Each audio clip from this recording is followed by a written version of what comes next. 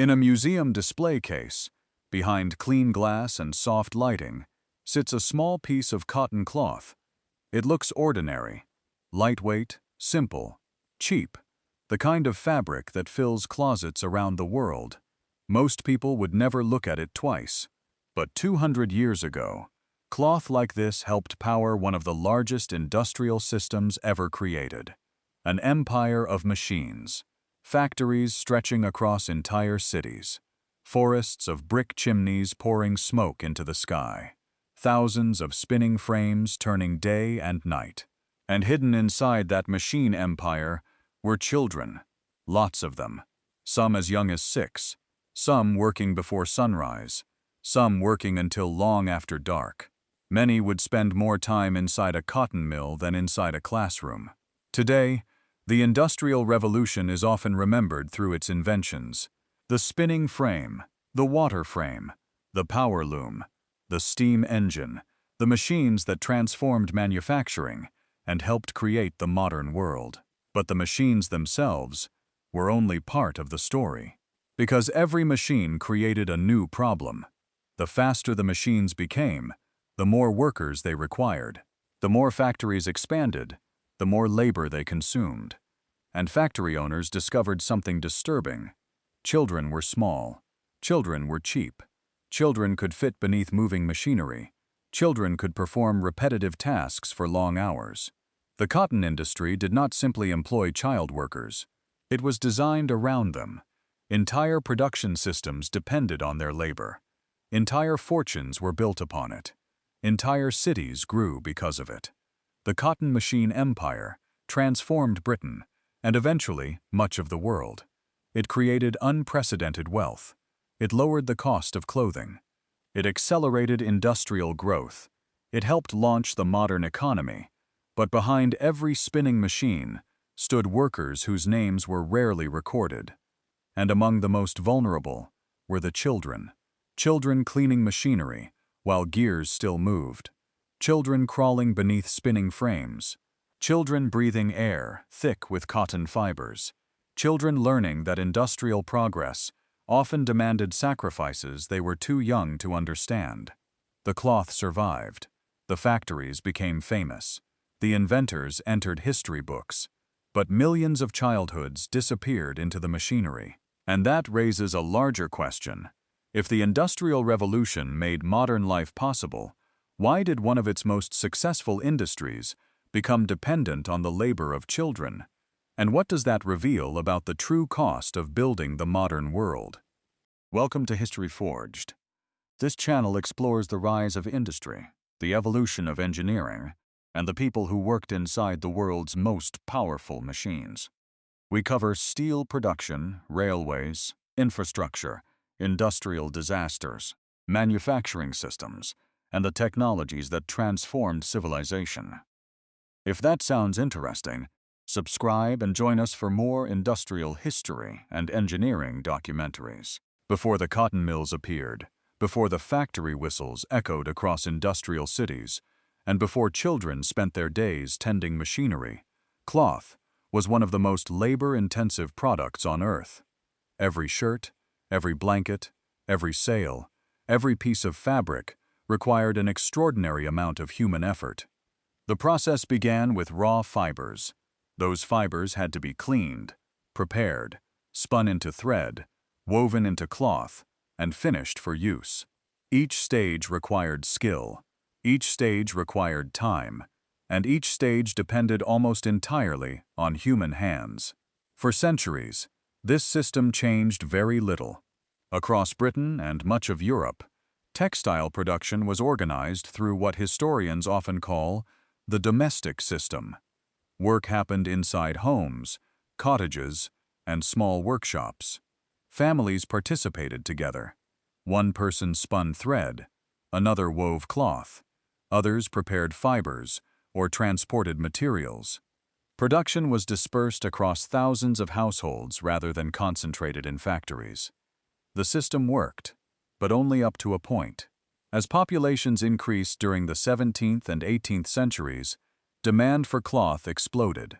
More people needed clothing. Expanding trade networks created larger markets. Growing cities required enormous quantities of textiles. Military forces required uniforms, sails, tents, and supplies. The appetite for fabric seemed endless. Yet the traditional system struggled to keep pace. The problem was not a lack of workers. The problem was productivity. A skilled spinner could only produce so much thread in a day. A weaver could only weave so much cloth. No matter how hard-working the laborer, the limits of the human body remained, and those limits became increasingly frustrating for merchants and manufacturers. A bottleneck emerged. Weavers often waited for thread. Merchants struggled to fulfill orders. Profits were constrained by production speed. The textile industry faced a challenge that would eventually reshape the world. How could more cloth be produced faster? This was not merely a commercial problem. It was becoming a national problem. Britain's economy was expanding. Its overseas trade networks were growing. Its population was increasing rapidly. Textiles represented one of the country's most important industries. Failure to increase production meant limiting economic growth. Success promised extraordinary wealth. The pressure to find a solution intensified. Inventors began experimenting. Entrepreneurs began investing. Engineers began searching for ways to overcome the limitations of manual labor. The answer arrived gradually, through a series of inventions. The flying shuttle increased weaving speed. The spinning jenny allowed multiple spools of thread to be produced simultaneously. The water frame introduced mechanized spinning, powered by water. Each innovation solved part of the productivity problem. But every solution created a larger opportunity.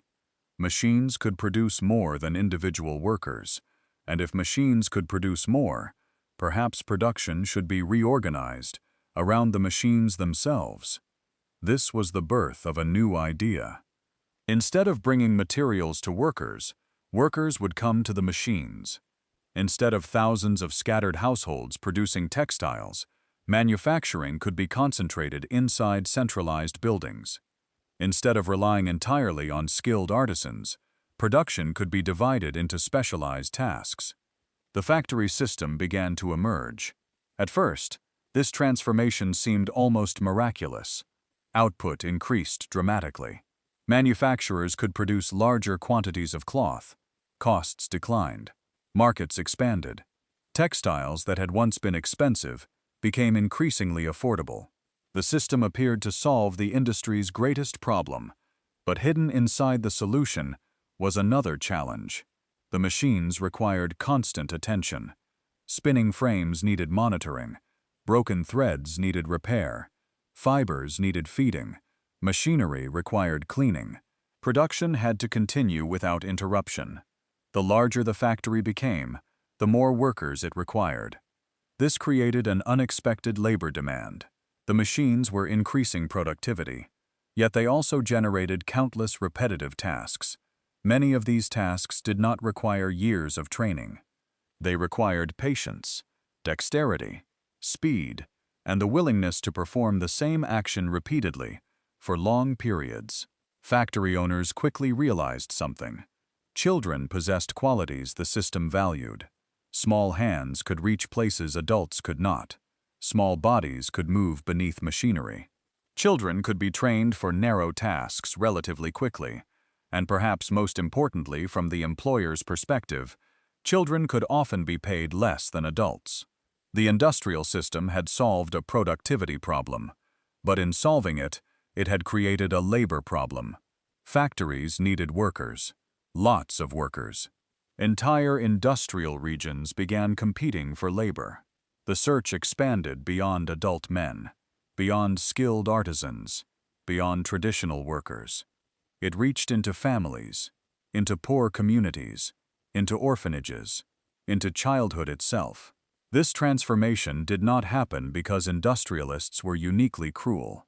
It happened because the logic of the new system rewarded whatever increased efficiency and reduced costs. The machine did not care about age. The production schedule did not care about childhood. The factory demanded labor, and society supplied it. The result was one of the most significant shifts in human history. For centuries, children had worked alongside families in agricultural and domestic economies. But the factory changed the nature of that work. Children were no longer merely helping households survive.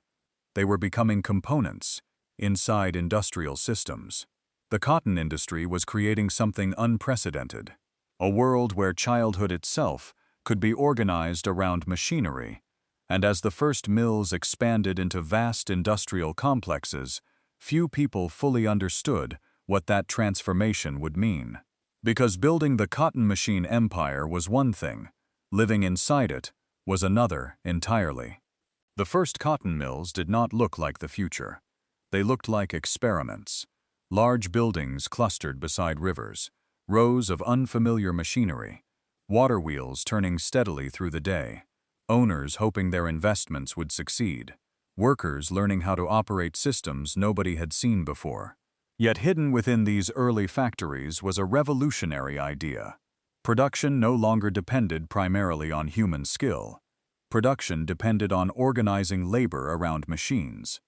This concept would spread across Britain and eventually across the industrial world.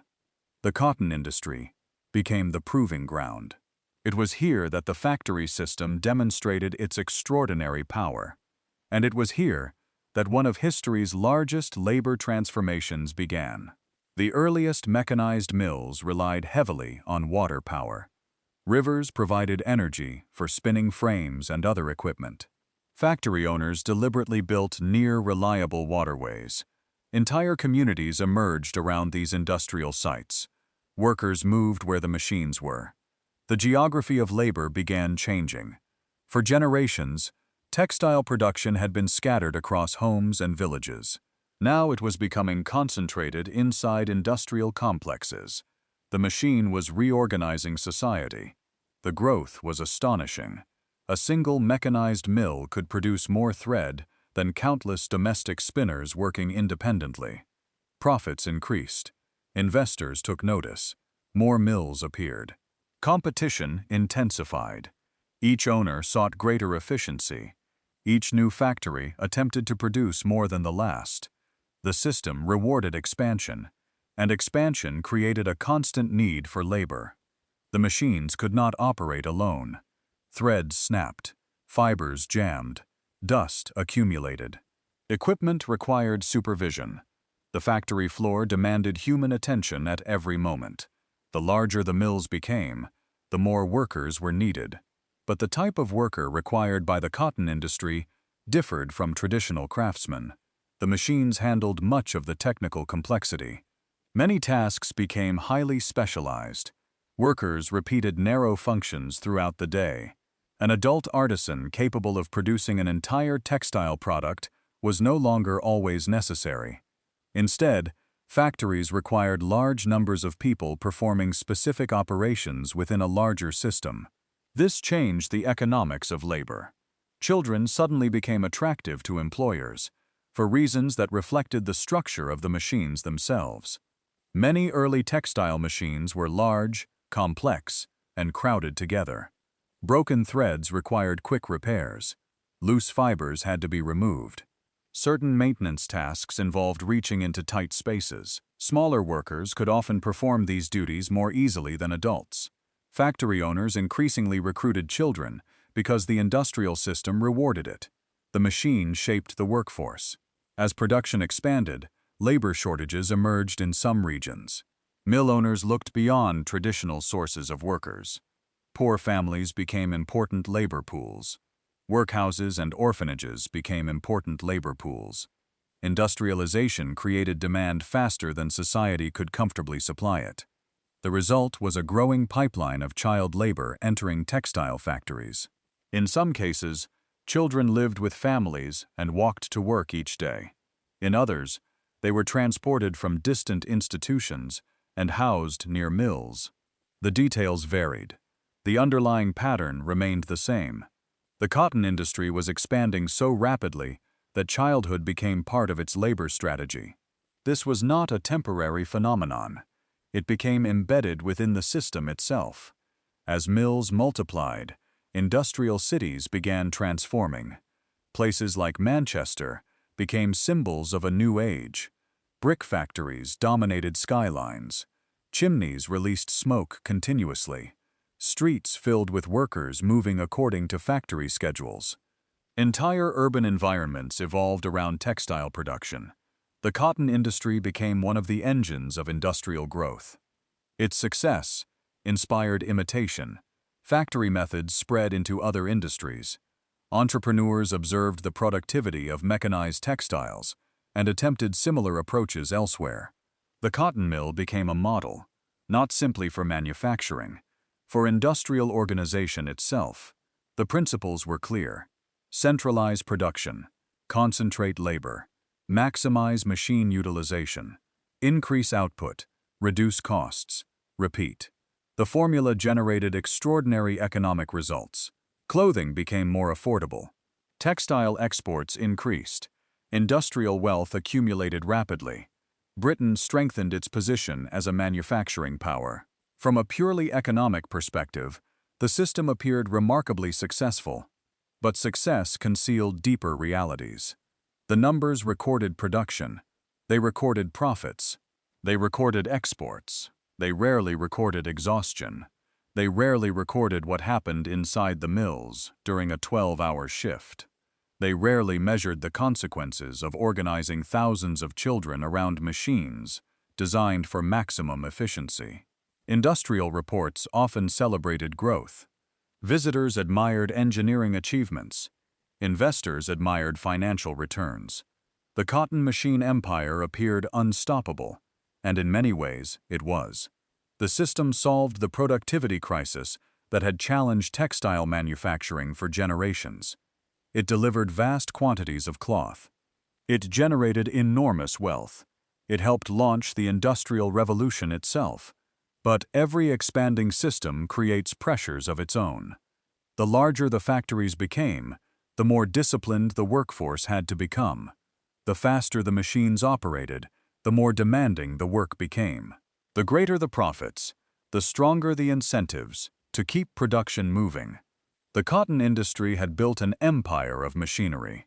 Now that empire needed workers capable of serving it every day, especially the children, whose labor had become woven into its foundations. Because from a distance, the factory looked like a triumph of engineering. Up close, it was something else entirely.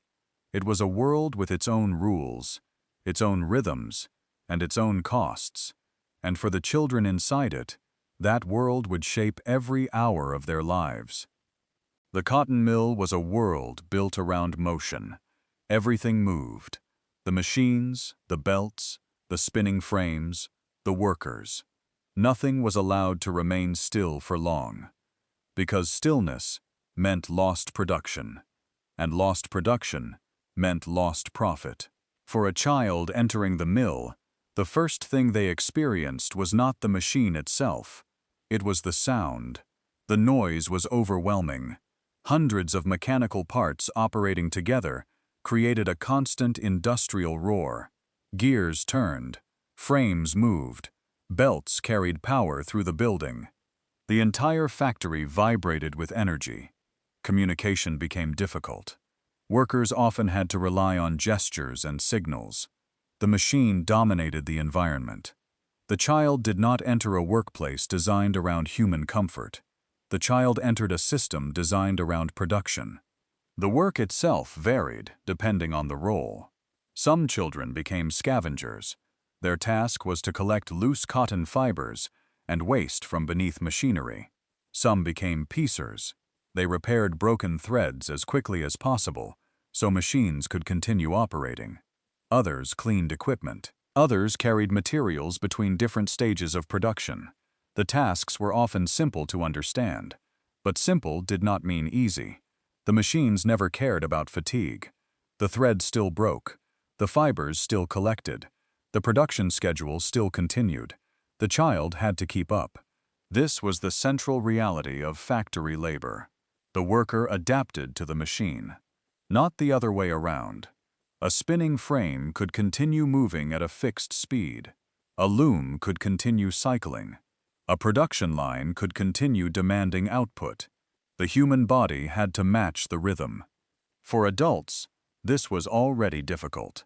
For children, it was a completely different experience. Many entered factories at ages when they should have been learning basic skills, attending school, or playing. Instead, they learned the language of machinery. They learned the timing of moving parts. They learned how to avoid danger. They learned how to survive inside an industrial system. The cotton mill created a new kind of childhood, one measured by shifts instead of seasons, by factory bells instead of daylight, by production targets instead of personal development. The working day could be extremely long. Many factories operated from early morning until evening. Workers spent most of their waking hours inside the mill. The child's entire routine became organized around industrial time. Wake up, travel to the factory, work, return exhausted, sleep, repeat. The factory did not simply occupy hours. It shaped identity. A child who entered young could spend years inside the system. The longer they worked, the more normal the conditions became. The noise became familiar. The exhaustion became expected. The machine became part of everyday life. But the dangers remained. Textile machinery contained countless moving components: belts, shafts, gears, spindles. The machines were powerful because they moved quickly. That same speed created risk. A loose piece of clothing could become trapped. A hand reaching too close could be injured. A moment of distraction could have permanent consequences. Children working around machinery faced hazards that even experienced adults struggled to manage. And because factories prioritized continuous production, stopping machines was often discouraged. Every interruption cost time. Every delay reduced output. The system rewarded speed, but speed created danger. The cotton mill also created a harsh physical environment. Air inside factories often contained cotton dust and fibers. The atmosphere could become thick with particles. Ventilation was limited. Workers spent years breathing the byproducts of industrial production. The consequences were not always immediately visible. Some injuries happened in seconds. Others developed slowly. A child could enter the factory healthy and leave years later carrying the effects of industrial exposure. Yet from the perspective of the factory system, the child was simply another worker, another position that needed filling, another part of the production process. This was the disturbing logic of industrialization. The factory transformed human labor into something that could be organized, measured, and optimized. A worker became part of a calculation. How many people were needed? How much could each person produce? How quickly could the process run? The machine system was incredibly effective because it reduced uncertainty. But human beings were not machines. They became tired. They became sick. They grew older.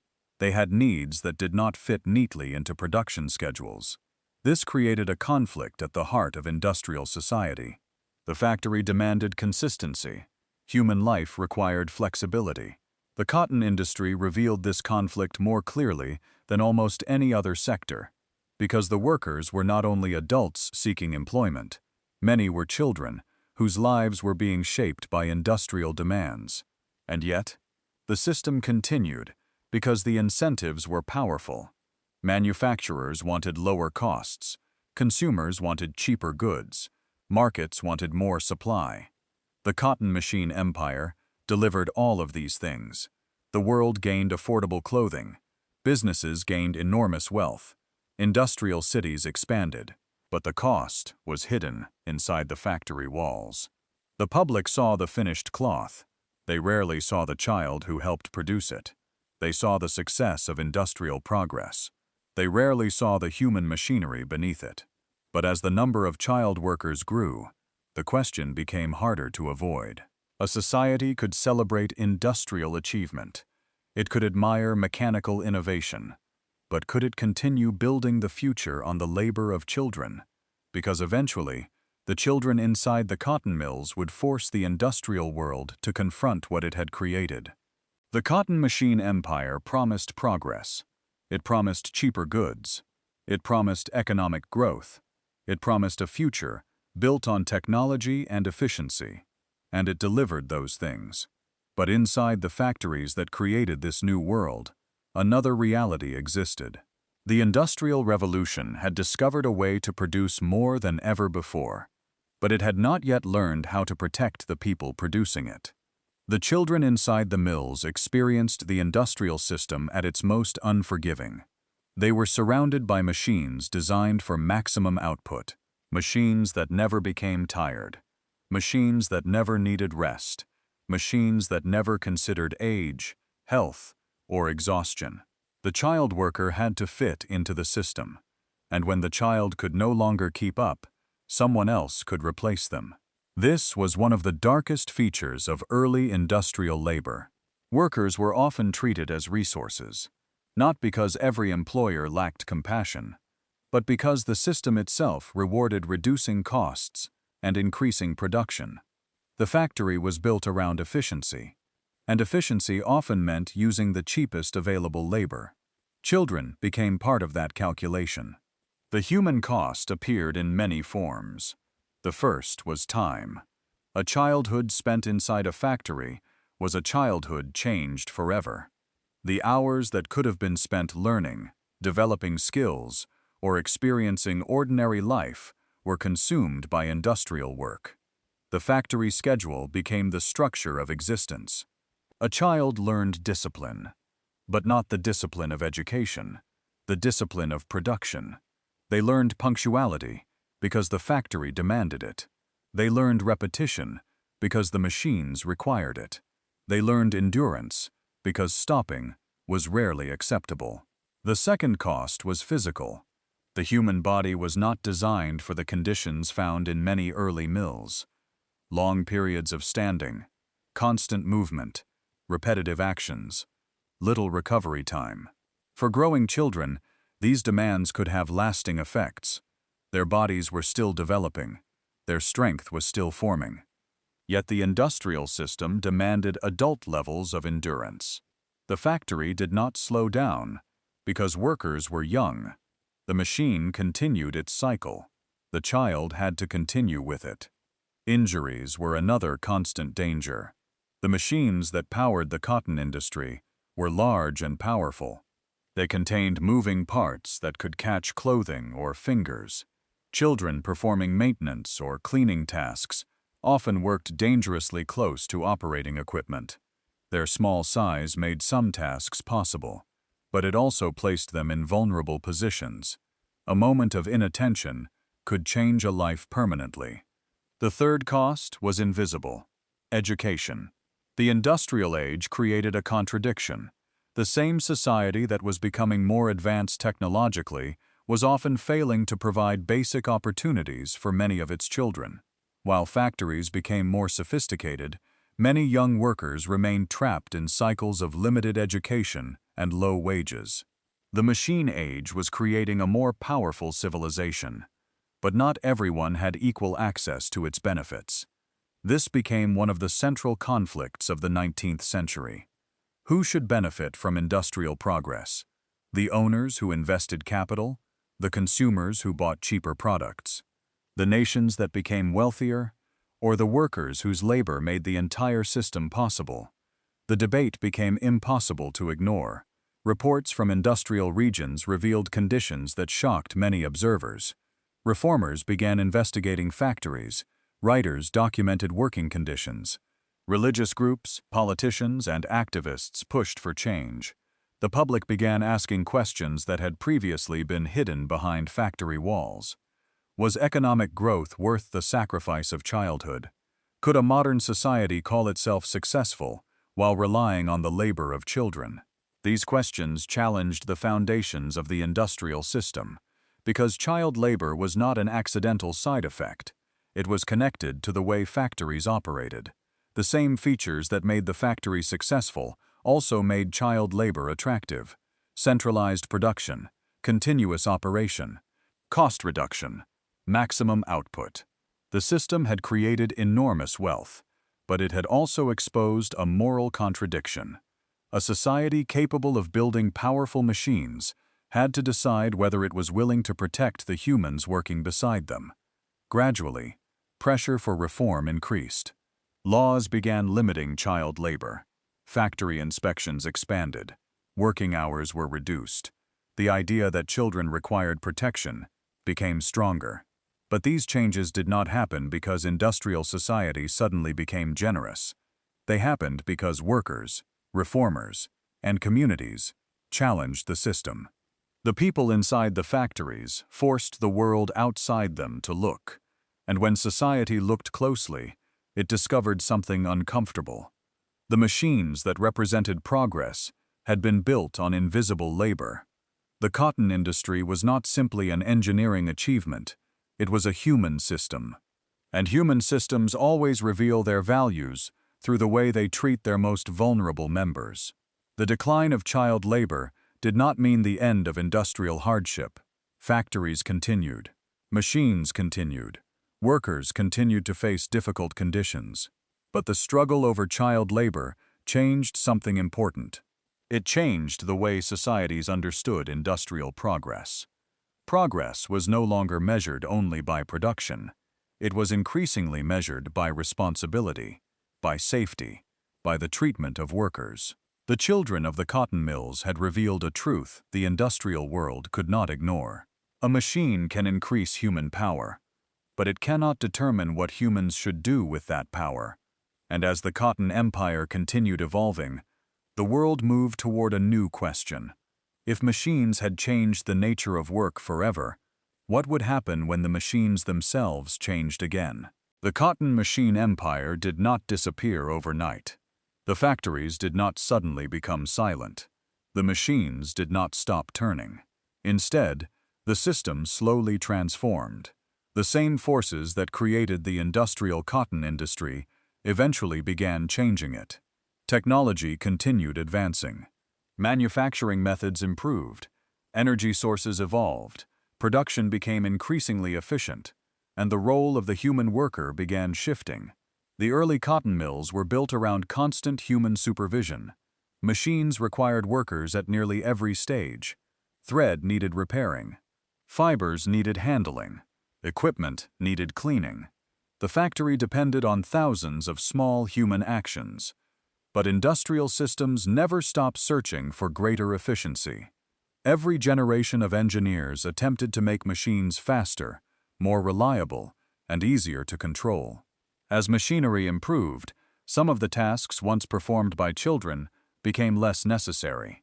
Automation reduced certain forms of manual labor. Better designs reduced some dangers. New systems required different skills. The factory worker remained important, but the relationship between worker and machine changed. The child who once crawled beneath moving frames became a symbol of an older industrial era, an era when the boundaries between human labor and mechanical production were still being defined. The disappearance of child labor from many industrial environments did not happen because machines became kinder. It happened because societies changed their expectations. The world that accepted children working in factories gradually became a world that viewed such conditions as unacceptable. This was one of the most important legacies of the cotton mills. They forced industrial societies to confront the human consequences of their own inventions. The Industrial Revolution had proven that machines could transform civilization, but it also revealed that technological power required moral responsibility. The cotton industry remained one of the foundations of the modern world. The basic ideas it developed continued to influence manufacturing everywhere. Centralized production, specialized tasks, large-scale factories, mechanized processes, global supply chains. These ideas became normal, so normal that people rarely think about where they came from. When someone buys inexpensive clothing today, they are seeing the distant result of the systems created centuries ago. The modern textile industry still carries the legacy of the cotton machine empire. The scale is different. The technology is different. The labor systems are different. But the fundamental question remains: how should societies balance efficiency with human cost? That question did not begin in modern factories. It began inside the spinning rooms of the Industrial Revolution. The old cotton mills also left another legacy. They changed the meaning of work. Before industrialization, many workers controlled their own pace. Artisans often managed entire production processes. Work and daily life were closely connected. The factory separated those worlds. Time became controlled by the machine. The worker adjusted to production schedules. The rhythm of industry became the rhythm of life. This transformation shaped modern employment. The idea of arriving at a workplace, following a schedule, and performing specialized tasks within a larger system became a defining feature of modern economies. The cotton mill helped create the world of work that exists today. But it also left behind a warning. The same system that increases productivity can also reduce people to parts of a larger mechanism. The danger is not the machine itself.